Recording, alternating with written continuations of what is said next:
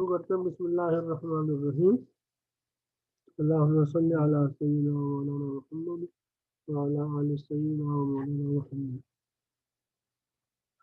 तलबा तालिबात अस्सलाम वालेकुम रहमतुल्लाह। ये नेट की खराबी की वजह से पिछला लेक्चर हमारा डिस्कनेक्ट हो गया था। हम जहाँ से पहले ख़त्म किया तो वहीं से शुरू करते हैं। तो हमने ये देखा था कि अगर हम एक सब रेक्टेंगल लें और तो उस सब रेक्टेंगल के ऊपर और सरफेस के दरमियान हम ये कॉलम बनाते हैं और ये कॉलम जिसकी हाइट या फंक्शन वैल्यू के बराबर है, जो रेक्टेंगल के अंदर हमने सैंपल पॉइंट लिया होता है, और इसकी जो टॉप है वो भी हम फ्लैट रखते हैं इसी रेक्टेंगल के पैरेलल रेक्टेंगल समय में। तो ये हमारे पास कॉलम का वॉल्यूम ये बन जाता है। और ऐसे जितनी भी सब रेक्टेंगल हैं उनके आप उनसे बनने वाले कॉलम तो वॉल्यूम को ऐड अप करें तो ये आपके पास आ जाती है। मैं पीछे बता रहा था डबल समेशन आती है। एक समेशन आपकी इधर आई के अलॉन्ग होगी और एक समेशन देगी, यानी पहले आप आई फिक्स करेंगे। बस ये पहली रेक्टेंगल आपने एक्सेस के अलॉन्ग पहले सब इंटरवल फिक्स किया तो जे के अलॉन्ग आप सारी रेक्टेंगल लेते जाएंगे, फिर इसका दूसरा लेंगे, फिर जे के अलॉन्ग सारी लेंगे। इस तरह से आपको डबल समेशन आती है। तो ये यहाँ साथ उन्होंने फिगर 4 में एक कॉलम दिखाया, फिगर 5 में उन्होंने आपको ये दिखा दिया। एक तरह से ये जो आपके पास कॉलम्स बने हैं इनके वॉल्यूम को आप ऐड अप कर लें तो ये वो सॉलिड जो सरफेस के नीचे आता है उस सॉलिड के वॉल्यूम की अप्रोक्सीमेशन है। तो वही बात कि जैसे जैसे आप इस रेक्टेंगल्स का साइज छोटा, यानी सब रेक्टेंगल का साइज छोटा करेंगे, ज़्यादा पॉइंट्स लेंगे तो ये अप्रोक्सीमेशन आपकी बेहतर होती जाएगी। तो इस सम को हम डबल रीमान सम कहते हैं।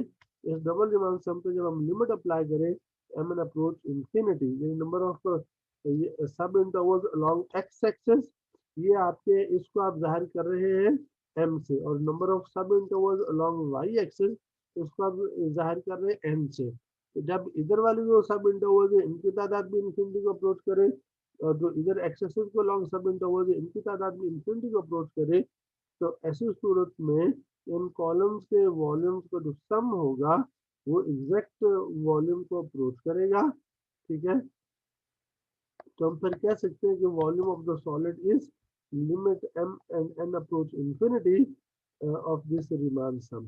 ये जो एक्सप्रेशन है हम इसे डबल रीमान सम कहते हैं। ठीक है, अब इसी को ही हम आगे जाके डबल इंटीग्रल का नाम देते हैं। ये डेफिनेशन देख लें फंक्शन का, इस रेक्टेंगल आर पर डबल इंटीग्रल, उसकी डेफिनेशन क्या है? This is in fact this limit of the Riemann sum, और जाहिर अगर ये लिमिट एग्जिस्ट करेगी तो इंटीग्रल डिफाइंड होगा, अदरवाइज नहीं होगा। और अगर आप ये लिमिट हटा दें एम और एन फाइनाइट ले लिए तो ये जो रेक्टेंगल सम है इसके और इसके दौरान गैप आ जाएगा। तो उस गैप को आप छोटा कर सकते हैं जैसे जैसे एम और एन को आप बड़ा करते जाएंगे ना। तो आप जानते हैं एप्सिलॉन डेल्टा डेफिनेशन लिमिट वाली ना, लेकिन जब आप लिमिट एट इंफिनिटी लेते हैं तो उस वक्त आपकी जो लिमिट है एप्सिलॉन डेल्टा नहीं होती, वो एन एप्सिलॉन होती है। क्या मतलब है कि आप हर एप्सिलॉन के लिए ऐसा एक इंटीजर एन ढूंढ सकते हैं। जब आपकी ये जो रेक्टेंगल्स हैं उनकी तादाद इस एन से ज़्यादा होगी उस वक्त आपका ये रीमान सम की वैल्यू और इंटीग्रल की वैल्यू के दौरान जो डिफरेंस है वो एप्सिलॉन से छोटा होगा। दूसरे लफ्जों में तो आप एम और एन को बढ़ाने से इस रीमान सम को जितना इस इंटीग्रल के करीब करना चाहें कर सकते हैं, यानी इनके दौरान डिफरेंस को आप जीरो के करीब ले जा सकते हैं एम और एन को बढ़ाकर। ठीक है, तो यही उसने यहाँ पर एप्सिलॉन एन डेफिनेशन दे दी है। इस लिमिट की जो प्रिसाइज डेफिनेशन वो ये है। तो for every epsilon positive there is an integer capital N such that the difference of the integral and the Riemann sum is less than this epsilon for all integers m and n greater than n। ये m और n जब इस capital n से बड़े होंगे Riemann sum आपका इसके इतना करीब हो चुका होगा कि इनका फासला एप्सिलॉन से छोटा हो। अगर आप ये एप्सिलॉन बहुत छोटा देंगे तो आपको ये n ज़्यादा बड़ा लेना पड़ेगा ताकि ये ज़्यादा करीब हो जाए और रीमान सम जो है ज़्यादा एग्जैक्ट इंटीग्रल के करीब चला जाए। तो अगर ये चीज़ सेटिस्फाई होती हो तो आप कह सकते हैं कि इस सम की जो लिमिट है वो इंटीग्रल है। ठीक है, तो इस तरह से ये हमने डबल इंटीग्रल की डेफिनेशन ले ली। ये जो सैंपल पॉइंट है रेक्टेंगल के अंदर कोई भी पॉइंट हो सकता है। अब उन्होंने यहाँ पर अगर आपके पास फंक्शन नॉन नेगेटिव हो तो ऐसी सूरत में वो जो सॉलिड था उसके वॉल्यूम के बारे कह दिया, तो वॉल्यूम इस डबल इंटीग्रल के बराबर है। अब इसकी एग्जांपल देख लें। एग्जांपल सिंपल है, estimate the volume of the solid that lies above the sphere. ये डोमेन है, यानी एक्स एक्सिस के अलॉन्ग 0 to 2, वाई के अलॉन्ग 0 to, और बिलो द एलिप्टिकल हाइपरबोलॉइड ये ऊपर सरफेस है। इस सरफेस और इस स्फीयर के दरमियान जो सॉलिड आता है उसका वॉल्यूम फाइंड करना है। Divide R into 4 equal square. पहले क्या था, इस आप डोमेन को 4 बराबर के स्क्वायर में डिवाइड करें, और सैंपल पॉइंट जो है ना आपने अपर राइट कॉर्नर लेना हर। इसका मतलब ये है कि इसका अपर राइट कॉर्नर ये वाला है, इस स्क्वायर का ये वाला, इसका ये वाला, इसका ये वाला। उसे सैंपल पॉइंट की चॉइस भी आपको दी है, और नंबर ऑफ जो रेक्टेंगल्स हैं या स्क्वायर वो भी साथ बता दिए हैं। तो अब वो कहता है आप इस सॉलिड को स्केच भी करें, और अप्रोक्सीमेट रेक्टेंगुलर बॉक्सेस को भी स्केच। तो आपके पास देखें ये फंक्शन है, ये आपने डोमेन बना लिया है। ये क्योंकि इधर एक्सेस के लॉन्ग पहले इंटरवल, वाई के लॉन्ग पहले सब इंटरवल, तो इसका नाम R11 हो गया। और ये एक्सेस के लॉन्ग दूसरी होती है R21, ये R12, ये R22, R11, R12, R21, R22, यानी यूं जाएंगे फिर नीचे से ये। तो इस तरह से ये आपका रेक्टेंगल के नाम पड़ गए, क्योंकि ये लेंथ 0 से 2 है, इधर भी 0 से 2 है, तो इसके क्वाड्रेंट्स 1 1 होंगे, इसके 2 1 होंगे, इसके 2 2, इसके 1 2। तो अब आपको इस के जो बॉक्स है उसके जो बॉक्सेस हैं, 4 बॉक्सेस बनेंगे, 4 कॉलम्स बनेंगे, इनके वॉल्यूम का आप सम लेंगे, तो ये आपका जनरल फार्मूला बनता है IB1 से 2 JB1 से, यानी MB2 है, ये आपके पास है। और अब आप इसमें आई और जे को वेरी करवाएं, x1 y1 आपका ये 1 1 हो जाएगा, और फिर आपका x1 y2 लेंगे तो ये 1 2 हो जाएगा। इसी तरह से बाकी लेके आप इनमें f11 की वैल्यू आप ये आपका फंक्शन है, x की 1 y की जगह 1, तो इस फंक्शन की वैल्यू इस फार्मूले से ले लें, यहाँ डाल दी। डेल्टा आपका 1 है, क्योंकि ये लेंथ भी 1 है, ये लेंथ इधर भी 1 1 है, तो 1 इंटू 1, रेक्टेंगल का जो एरिया आपका 1 है, तो डेल्टा बेसिकली रेक्टेंगल का एरिया। सब कुछ 1 में आ गया, तो 34 आपके पास इस सरफेस के नीचे जो सॉलिड आता है उसके वॉल्यूम को अप्रोक्सीमेट। अब अगर आप इसको 4 की बजाय 8 कर देते हैं, 8 की बजाय 16 कर दें, तो ये देखें ये 34 थी। अगर आप m और n 4 लेते हैं, यानी सब इंटरवल डबल कर देते, इधर भी 4 इधर भी 4, ये आपके टोटल जो है ना वो ये हो जाएंगे 16 सब इंटरवल हो जाएंगे, तो मतलब 16 रेक्टेंगल हो जाएंगी। 16 रेक्टेंगल के लिए देखें तो वॉल्यूम 41.5 आ गया, 8 के लिए 44.87, 16 के लिए ये 8 8 है, यानी 8 सब इंटरवल ले, 16 सब इंटरवल ले, तो ये आ रहा है। अब ये देखिए 34 से शुरू हुआ, 41 तक आया, डबल किया तो कितने की इम्प्रूवमेंट है, 7.5 की इम्प्रूवमेंट है। फिर डबल किया आपने नंबर ऑफ रेक्टेंगल्स को एक्स और वाई के अलावा, ये इम्प्रूवमेंट 3.5 के लगभग है। अगली दफा फिर इम्प्रूव किया तो ये इम्प्रूवमेंट आपकी 2.2 के लगभग है। तो देखिए इम्प्रूवमेंट कम होती जा रही है, यानी हर दफा आप, हालांकि नंबर ऑफ इंटरवल आप डबल कर रहे हैं, और डबल, लेकिन जो टोटल चेंज है रिमान सम के अंदर वो बहुत छोटी होती जा रही है। इसका मतलब ये है कि आप एग्जैक्ट इंटरवल के करीब होते जा रहे हैं। तो ज़ाहिर है ये जो वैल्यूज आपके पास आ रही हैं, इनके अपर बाउंड जो वो उसका एग्जैक्ट इंटरवल है, कि आप उससे ज़्यादा इसको नहीं ले जा सकते ना। तो बहरहाल ये आपके पास है। इसके बाद एक बात और है कि आप हाँ, ये एक बात इंटीग्रेबल होने की थी ये पीछे, तो फंक्शन इंटीग्रेबल कब होगा। ज़ाहिर है फंक्शन इंटीग्रेबल तब होगा जब ये लिमिट एग्जिस्ट करती है। अगर लिमिट एग्जिस्ट नहीं करेगी आपको फंक्शन इंटीग्रेबल नहीं कहलाएगा। अच्छा, आप एडवांस कैलकुलस हो गया, हम ये बता चुके हैं जितने भी कंटिन्यूस फंक्शन होते हैं वो सारे इंटीग्रल, अगर उनकी डोमेन क्लोज्ड एंड बाउंडेड हो।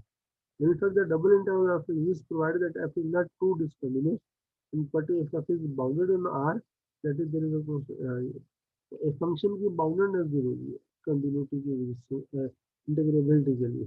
तो क्योंकि बाउंडेडनेस इस वजह से, यहाँ अगर फंक्शन की पॉजिटिव वैल्यू का आपने देखा कि हम तो basically volume under the surface देते हैं, और अगर आपकी सरफेस ऊपर को राइज कर इन्फिनिटी को जा रही है वो हाइट में, तो फिर उसके नीचे जो वॉल्यूम होगा वो भी इनफाइनाइट हो जाएगा। हम वो इंटीग्रल फाइनाइट नहीं रहेगा, तो एग्जिस्ट नहीं करेगा। तो ये हम बात किसी इम्प्रॉपर इंटीग्रल के हवाले से कर चुके हैं ना, वही कॉन्सेप्ट यहाँ पर भी अप्लाई होते हैं। इसके बाद ये नेक्स्ट आपके पास एग्जांपल 2 है। इसमें आपको डोमेन ये दी x-1 से 1 के दरमियान है, y-2 से 2 के दरमियान है। आपको कहा गया इस इंटरवल को इवेल्युएट करें।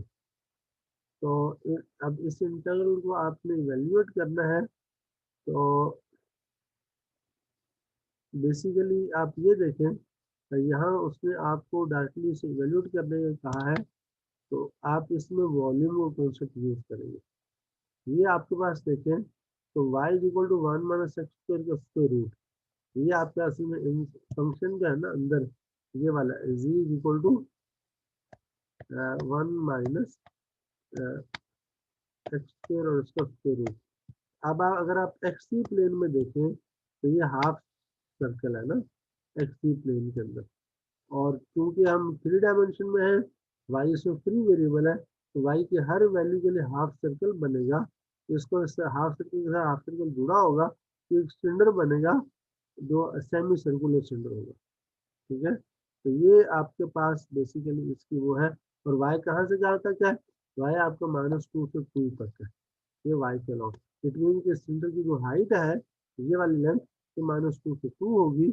और ये जो एक्सप्रेशन है ये आपको बता रहे हैं सेमी सर्कुलर ऑफ रेडियस 1 है ना, ये आपको ये 1 बता रहा है। इट मीन्स ये जो सर्कल ये सेंटर, अगर हम इसको सेंटर कहें तो ये इसका रेडियस 1 होगा ना। तो अब आपको ये पता है ये जो इंटेग्रल है इसका इस रेक्टेंगल के ऊपर, जिसमें x आपका -1 से 1 है और y आपका -2 से 2 है। x -1 से 1 बेसिकली ये चीज है, ये आप देखें, ये जो इसका डायमीटर है ये बेसिकली आपका आता है, इधर x -1 होगा इस तरफ और इस तरफ आपके पास x1 है, यानी ये डायमीटर अलॉन्ग x एक्सिस है। ठीक है, तो बेसिकली आपके पास ये जो सर्कल बना है ना, ये सर्कल सेमी सर्कल, ये बेसिकली ये वाला है जिसमें x की लिमिट्स उसने बताई x -1 से 1 के दरमियान में। तो इस तरह से आप इस जो इसका स्पेस है इसका एरिया ले लें, इसके एरिया का पाई आर स्क्वायर होता है ना पूरे सर्कुलर रीजन का, ये आधा तो इसका हाफ पाई आर स्क्वायर हो जाएगा, और फिर उसको आप हाइट से लेंथ से मल्टीप्लाई करेंगे तो इस पूरे इस सेमी सर्कुलर सिलेंडर का वॉल्यूम आ जाता है।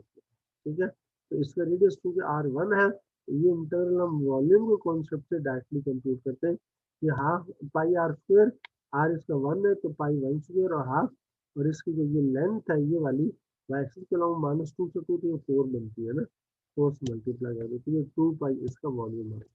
इस तरह से डबल इंटीग्रल को आपने वॉल्यूम के कॉन्सेप्ट से कंप्यूट किया है, डायरेक्ट इंटीग्रेशन नहीं की है। मिड पॉइंट रूल है, ये सैंपल पॉइंट की चॉइस की बात है, आप सैंपल पॉइंट कहाँ लेते हैं। तो एक तो ऐसी है कि आप सैंपल पॉइंट जो एक्स कोऑर्डिनेट सैंपल पॉइंट का वो एक्स एक्सिस का जो सब इंटरवल है उसका मिड पॉइंट लें, और जो वाई कोऑर्डिनेट है सैंपल पॉइंट का वो वाई वाले सब इंटरवल का मिड पॉइंट लें। इस तरह से जो आपके पास रीमान सम बनेगा वो हम उसे मिड पॉइंट रूल कहते हैं डबल इंटीग्रल के। ये उन्होंने मिड पॉइंट रूल से कर लिया। जैसे पीछे हमने एक एग्जांपल में टॉप अपर राइट कॉर्नर को सैंपल पॉइंट लिया, तो यहाँ वो रेक्टेंगल को मिड पॉइंट लिया, तो ये कोई मुश्किल काम नहीं। इसको आइटरेटेड इंटीग्रल है। अब ये कि डबल इंटीग्रल हम कैसे कंप्यूट करें, तो डबल इंटीग्रल का एक दूसरा कॉन्सेप्ट है क्योंकि जब आप फंक्शन ऑफ टू वेरिएबल्स आपने डेरिवेटिव लिए थे तो आपको याद होगा आपने हमने पार्शियल डेरिवेटिव की बात की थी, एक में एक वेरिएबल के लास्ट डेरिवेटिव लेते दूसरे को कांस्टेंट मानते थे ना। तो ऐसे आइटरेटेड इंटीग्रल में हम इसे डबल इंटीग्रल की नज़र से देख सकते हैं। मसलन वही जो रेक्टेंगल पर आपने इंटीग्रल कंप्यूट करना तो ऐसे है, जैसे एक्स एक्सिस के अलॉन्ग आपने ए से बी इंटीग्रेट करना है, तो वाई एक्सिस के अलॉन्ग आपने सी से डी इंटीग्रेट करना है। तो बारी बारी एक दफ़ा एक वेरिएबल के लिहाज से इंटीग्रेट कर लें, दूसरी दफ़ा दूसरे वेरिएबल के लिहाज से इंटीग्रेट कर लें, ये जो integration this is called iterated integral. तो पीछे जो हमने ज्योमेट्री के कॉन्सेप्ट से बताया था, अब हम उसको मैथमेटिकली यानी अलजेब्राइकली वो समझ लें। हम एक वो करते हैं इंटीग्रल कंप्यूट करते हैं, और ये जो इंटीग्रल है जिस तरह से डेरिवेटिव में आपने देखा था, तो फंक्शन ऑफ वन वेरिएबल के डेरिवेटिव के हमने डेफिनेशन लगा के हमने पार्शियल डेरिवेटिव डिफाइन किए थे और उनको कंप्यूट किया था। ऐसे यहाँ पर भी डबल इंटीग्रल जो है हम वन वेरिएबल वाली इंटीग्रेशन की हेल्प से करेंगे। यानी हम ऐसे समझे कि पहले ये अज्यूम कर लेते हैं एक वेरिएबल कांस्टेंट है और दूसरे के लिहाज से इंटीग्रेट कर लेते हैं। जैसे यहाँ पर है, अब आप इसमें x को कांस्टेंट समझे और y के लिहाज से आप सारी इंटीग्रेशन कर लें। फिर जब ये इंटीग्रल कंप्लीट हो जाएगा, फिर आप उसकी x के लिहाज से इंटीग्रेशन कर लें। इस तरीके से बारी बारी एक एक वेरिएबल के लिहाज से इंटीग्रेट करते जाना, दिस इज कॉल्ड आइटरेटेड इंटीग्रेशन। तो इस पैटर्न में तो आपको, लेकिन ये जो आइटरेटेड इंटीग्रल है, इसमें इम्पोर्टेंट बात यह है कि ये काम आप रेक्टेंगुलर डोमेन पर कर सकते हैं, जिसमें एक्स एक्सिस के लॉन्ग भी आपको इंटरवल दिए ए से बी और वाई के लॉन्ग आपको सी से डी इंटरवल दिया हुआ। अगर रेक्टेंगुलर रीजन नहीं होगा तो फिर आप इस तरह से आइटरेटेड इंटरवल कंप्यूट नहीं कर सकते। ठीक है, क्योंकि इसमें एक्सेस के लॉन्ग भी जो है वो इंटरवल बनता है, वाई के लॉन्ग भी इंटरवल बनता है, उसी से आपकी सारी डोमेन बनती है। तो यहाँ देखिए मसलन ये इंटरवल आपने कंप्यूट करना है, एक्स और वाई का डबल इंटरवल। तो आप इसको पहले, ये आपके पास y की लिमिट्स है 1 to 2, ये आपकी x की लिमिट्स है। ये देखिए दो अंदर की तरफ dy होगा, डिफरेंशियल होगा, अंदर वाला इंटीग्रल उसी वेरिएबल के लिहाज से होगा। जो बाहर की तरफ से है तो बाहर वाला इंटीग्रल उसी वेरिएबल के लिहाज से होगा। अब उसमें ये है कि अगर आप पहले इस तरह से ये वाला है, अगर आप x को कांस्टेंट मानते हैं और y के लिहाज से इंटीग्रेट करते हैं, तो इसका मतलब पहले आप ये वाला इंटीग्रल कंप्यूट करेंगे। उसने यहाँ इस इंटीग्रल को बाहर निकाल लिया, ये कर लिया, तो इसको y के लाश इंटीग्रेट कर रहा है, तो एक्स स्क्वायर को कांस्टेंट समझे तो वाई स्क्वायर वो 2 हो जाएगा और ये लिमिट्स लग जाएंगी y की, तो ये आपका इंटीग्रल आ गया। तो क्योंकि हमने इसमें x को कांस्टेंट किया, तो जो इसकी वैल्यू आएगी इस इंटीग्रल की, वो x की शक्ल में आएगी, तो ये फंक्शन ऑफ x होगा। तो ये आपको बस आ गया। अब इस अंदर वाले इस इंटीग्रल की जगह ये 3/4 यहाँ डाल दें, तो अब आप इसको फिर अब y के लिहाज से x के लिहाज से इंटीग्रेट कर लें। जैसे ये था, फिर ये था, अंदर वाले इंटीग्रल को सेपरेट किया, उसकी जगह ये उसकी वैल्यू डाल दी। अब आप इस एक्स की लाश से इंटीग्रेट कर दें, फिर लिमिट्स अप्लाई कर दें, तो ये आपका इंटीग्रल की वैल्यू है। तो इस तरह से आपके पास ये जो फंक्शन आया है, ये फंक्शन ऑफ एक्स, इसी को नया नाम ए ऑफ एक्स क्या दिया, और फिर एक्स की लाश इंटीग्रेट कर लीजिए, सिर्फ नोटेशन की बात। अब ये देखें, इसमें आपका पहले ये एक्स के लिहाज से करना है, फिर बाद में वाई के लिहाज से करना है। ये भी वैल्यू, ये फंक्शन सेम था, सिर्फ उसमें तरतीब बदली। यहाँ देखें, तो ये एक्स स्क्वायर वाई है, इसमें भी एक्स स्क्वायर वाई इसमें भी है, और एक्स की लिमिट 0 से 3 है, वाई की 1 to 2 है। यहाँ पहले वाई के लिहाज से किया, फिर एक्स के लिहाज से, यहाँ पहले एक्स के लिहाज से किया, फिर वाई के लिहाज से। आपने देखा कि आपके इंटीग्रल की वैल्यू सेम आ रही है। इसका मतलब ये है कि ये डबल इंटीग्रल में तरतीब इम्पोर्टेंट नहीं है, लेकिन उसमें कुछ शराइत हैं कि आप किन शराइत के तहत ये करेंगे। जो जिस तरह से हमने पार्शियल डेरिवेटिव्स के लिए पीछे देखा था, एक्स और वाई के लिहाज से जो ऑर्डर है इंटीग्रेशन का, वो अगर फंक्शन कंटिन्यूस हो तो वो मैटर नहीं करता, डेरिवेटिव कंटिन्यूस हो। उसी तरह से ही जो आइटरेटेड इंटीग्रल्स हैं, ये भी बराबर हैं, और ये आपके पास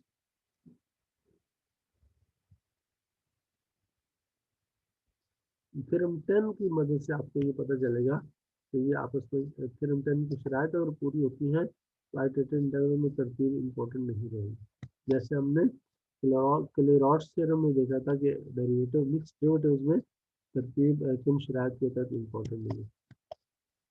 फ्यूबेनिस थ्योरम है ये, जो थ्योरम 10 ऊपर हवाला दिया है। ये क्या कहता है, अगर फंक्शन कंटिन्यूस हो किसी रेक्टेंगल पर, ये रेक्टेंगल है आपकी, उसमें उस रेक्टेंगल पर जो इंटीग्रल होगा वो इस आइटरेटेड इंटीग्रल के बराबर होगा। यानी ये है रेक्टेंगल पे इकट्ठा इंटीग्रल, इसमें सेपरेट इंटीग्रेशन नहीं है। आइटरेटेड इंटीग्रल हम इसको इस आइटरेटेड इंटीग्रल की हेल्प से integral over the rectangle compute करते हैं। और इस ये जो आइटरेटेड इंटीग्रल है, इसमें तरतीब मैटर नहीं करती, पहले वाई के लिहाज से फिर एक्स के लिहाज से, या पहले एक्स के लिहाज से फिर वाई के लिहाज से ले ले, दोनों सूरतों में ये इंटीग्रल इस इंटीग्रल ओवर द रेक्टेंगल के बराबर है। तो शर्त क्या हुई, दो शर्तें इसमें, फंक्शन एफ कंटिन्यूस हो और डोमेन रेक्टेंगल, और ये दो शर्त पूरी होती हो तो इंटीग्रल ओवर द रेक्टेंगल का आप डबल, इसको हम डबल इंटीग्रल कहते हैं। ये तो ये डबल इंटीग्रल के बराबर होगा, यानी आइटरेटेड इंटीग्रल के बराबर होगा, और आइटरेटेड इंटीग्रल में ये इसकी तरतीब मैटर नहीं करेगी। More generally this is true if you assume that f is bounded on R, f is just continuous only a finite number of smooth curves and the iterated integral exists। एक अगर ये दो शर्त पूरी हो तो फिर तो ये है ही है। कंटिन्यूटी वाली शर्त जो है ना, ये थोड़ी सी स्ट्रॉन्गर कंडीशन है। अगर हम कहें नहीं हमारे फंक्शन जो चंद फाइनाइट नंबर ऑफ कर्व्स पर डिसकंटिन्यूअस है, तो डिसकंटिन्यूटी को भी ये इंटीग्रेशन बर्दाश्त करती है, लेकिन उस वक्त पर बाउंडेडनेस की शर्त आती है। तो इसलिए अगर आपके पास कंटिन्यूटी नहीं है तो फिर आपके पास ये शराइत है कि एफ जो है वो रेक्टेंगल पर बाउंडेड हो, पहली शर्त। दूसरा ये कि एफ की जो डिसकंटिन्यूटीज की तादाद है वो फाइनाइट है, यानी finite number of smooth curves पर ये डिसकंटिन्यूस है। और तीसरी शर्त ये है कि आइटरेटेड इंटीग्रल एग्जिस्ट करते हैं।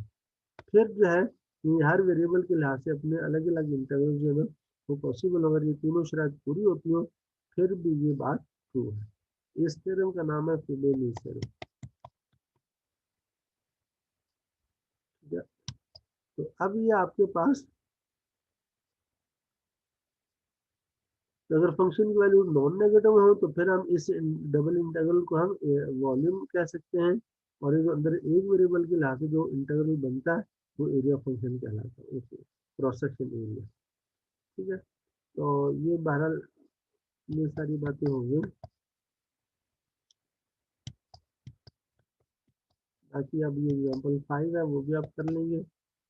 इनमें कुछ नहीं, सिर्फ आइटरेटेड इंटीग्रल की हेल्प से उन्होंने काम किया है, फिर फिनोली सेम लगाया है और उसमें ऑर्डर ऑफ इंटीग्रेशन चेंज किया। दोनों सूरतों में आपका आंसर जो है एक में माइनस दोनों में सेम आते हैं ना। वजह क्या है, आपका जो डोमेन है, जो इंटीग्रेट जो फंक्शन है जिसको इंटीग्रेट करना है वो x minus three y square की पॉलिनॉमियल इन टू वेरिएबल्स है। तो polynomial in two variable continuous होता है और डोमेन आपके रेक्टेंगल एक्स 0 से 2 तक, वाई 1 से 2 तक है। इस तरह से प्रोबेबिलिटी थ्योरम को हम अप्लाई कर सकते हैं और आइटरेटेड इंटीग्रल दोनों सेम हो जाएंगे। ऐसे एग्जाम्पल 6 है, सेम उसी तरह से उसने वो किया है। इसमें भी आपके पास ये पॉलिनॉमियल है, ये कंटिन्यूस है, ऊपर साइन है वो भी कंटिन्यूस है, कंपोजिशन भी कंटिन्यूस हो जाएगी, वाई कंटिन्यूस है, प्लॉट कंटिन्यूस हो जाएगा। इस वजह से इसमें भी ऑर्डर ऑफ इंटीग्रेशन मैटर नहीं करेगा। तो बस हाँ ठीक।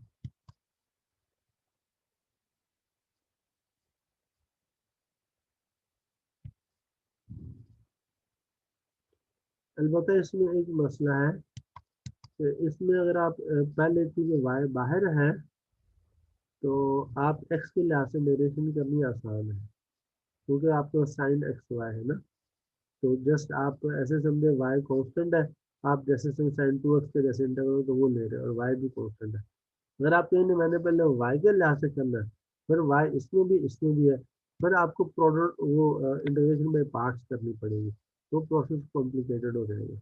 आप कर सकते हैं, तो इसमें हमें ये भी एक सहूलत मिल रही है कि जब हमें ऑर्डर तरतीब में आज़ादी है कि हम जिस मर्जी तरतीब से कर लें, फिर हम ये देखते हैं किस वेरिएबल के लिहाज से पहली दफ़ा इंटीग्रेशन करना आसान है, तो हम उसके लिहाज से इंटीग्रेशन चूज करेंगे। तो तरतीब फिर हम अपनी सहूलत से चूज करते हैं। एग्जाम्पल 7 है, इसमें सॉलिड एस है बाउंडेड बाई इलिप्टिक पैराबोलॉइड जो उसके सरफेस है, और उसको जो रीजन है the plane x equal to 2 and 3 quadrant plane, यानी एक्स इक्वल टू 2 प्लेन, ये एक्स इक्वल टू ये वाई इक्वल टू 2 है, और ये प्लेन आपका एक्स इक्वल टू 2 है। लेकिन उसने आपको बॉक्स बता दिया, उस बॉक्स के अंदर ये सरफेस बंद है, तो ज़ाहिर है यहाँ से सिर्फ ये है, उसने आपको डोमेन रेक्टेंगल एक्सप्लिसिटली नहीं बताइए, तो आप खुद से चूज कर सकते हैं। जब एक्सेसरी को लाओगे आप 2 तक जाइए, प्लेन आपका एक्स इक्वल टू 2 है और आप क्वाड्रेंट प्लेन के अंदर अंदर तो ये 0 से 2 तक हो जाएगा, और वाई भी आपको 0 से 2 तक हो जाएगा। रेक्टेंगल आप खुद बना सकते हैं, बाकी चीज़ें वैसे ही।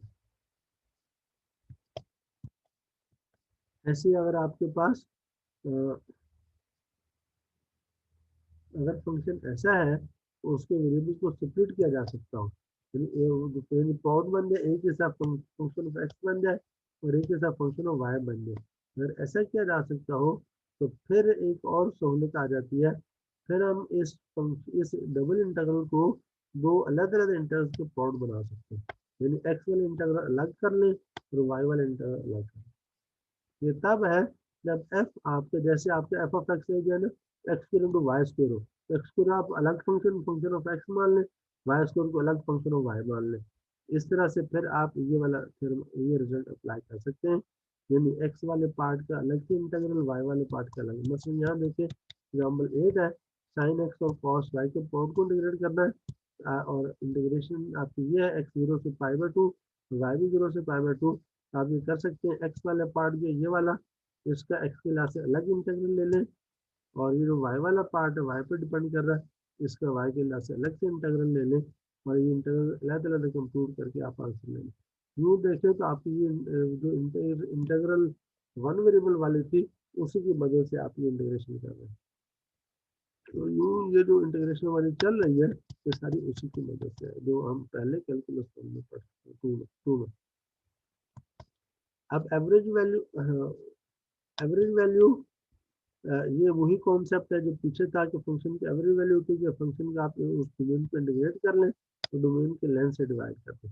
अब हमारे पास फंक्शन टू वेरिएबल्स है, तो इसको डोमेन रेक्टेंगल है, रेक्टेंगल पे इसे इंटीग्रेट कर लें और रेक्टेंगल के एरिया से डिवाइड कर दें, तो उस रेक्टेंगल पर फंक्शन की एवरेज वैल्यू आ जाती है। और अगर आप एवरेज वैल्यू को रेक्टेंगल के एरिया से मल्टीप्लाई कर दें तो ये आपका इंटीग्रल आ जाता है। तो कई दफ़ा हम ये काम करते हैं कि हमें इंटीग्रल कंप्यूट करना हो, तो जिस डोमेन पर कंप्यूट करना है हमें उस डोमेन पर फंक्शन की एवरेज वैल्यू का पता हो, तो हम एवरेज वैल्यू को उस डोमेन के एरिया से मल्टीप्लाई कर देते हैं, जो इंटीग्रल की वैल्यू आ जाती है। ठीक है, तो एवरेज इंटीग्रेशन की हेल्प से आप एवरेज वैल्यू का फाइंड कर सकते हैं, और अगर एवरेज वैल्यू नोन हो तो उसकी मदद से आप इंटीग्रल कंप्यूट कर सकते हैं। ठीक है, चलिए इसके साथ ये बाकी एग्जाम्पल्स है, एवरेज वैल्यूज कंप्यूट करवा रहा है, ये आप खुद कर लेंगे। जो बात समझ ना आए फिर आप अगले लेक्चर में मुझसे पूछ सकते हैं। हाँ जी, कुछ पूछना हो मजीद तो आप अभी पूछ लें, मैं पहले लेट उठूँगा, मेरा और भी लेक्चर है। हाँ, पूछना है कुछ, एक्सरसाइज आपने करनी है इसकी कंप्लीट। अस्सलाम वालेकुम।